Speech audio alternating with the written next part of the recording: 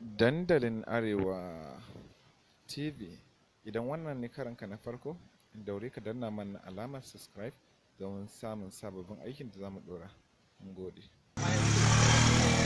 Ya shiga ɗakin mu da daddare, kowa ya kwanta lokacin, shine nan ya cire min kaya, da ya cire min kaya shi ma ya cire kayan shi, shine yake samun gabana a gaban shi. Sai ranar ya ƙara in ranar na kwana a ɗakin antumu, sai ya shigo ɗakin antumu ya ce in tashi in je in yi fitsari. Da ya ce in tashi in je in yi fitsari, sai na ce mai to na tashi na je na yi fitsari, har na kai ƙofar ɗakin antumu zan shiga ɗakin antumu, sai ya kira ni, sai ya ce in je ɗakin mu in canza kaya, ni kuma sai na je na fara canza kaya, sai ya shigo ɗakin ya turo ni kan katifan da da muke kwana, sai ya cire min kayana, shine yake tura min gaban shi a gabana. Na je na ce mama don Allah ki aika gidan mu ki ce in ji maman Gadi ta ce zan raka ta jaja an masa rasuwa.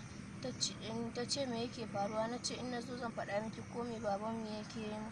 Sai ta ce min to, sai ta aiko wajen misalin karfe 8, sai ta ce wai in ji maman Gadi ta aiko aka ce wai in ji maman Gadi ta ce wai zan raka ta jaja an masa rasuwa. Shine nake faɗa min mama na abin da yake faruwa, shine mama na ta ɗauka hijabin ta ce to mu tashi mu je, muka je gidan kakana take faɗa min kakana da abin da ya faru.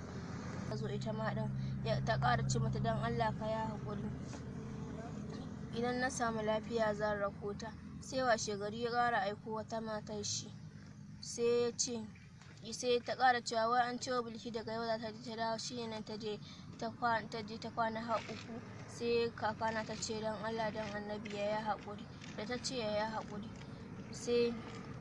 sai ta sa kishiyarta ta raka ni gidan, da ta raka ni gidan, sai washe gari da safe sai ya kira ni ya ce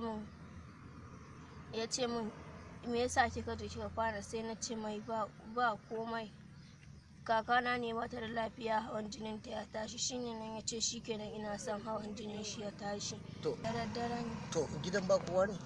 Da mutane idan zan yi mari na yake. To ya yake kira ki, sai kin yi bacci ne ki kira ki koko akai? Randa ne idan ina kwance ni kaɗai a ɗakin kwanan mu, sai ya shigo. Ranan kuma da na kwana ɗakin antumu, kira na ya ce in je in yi fitsari. Bai daɗe da farawa.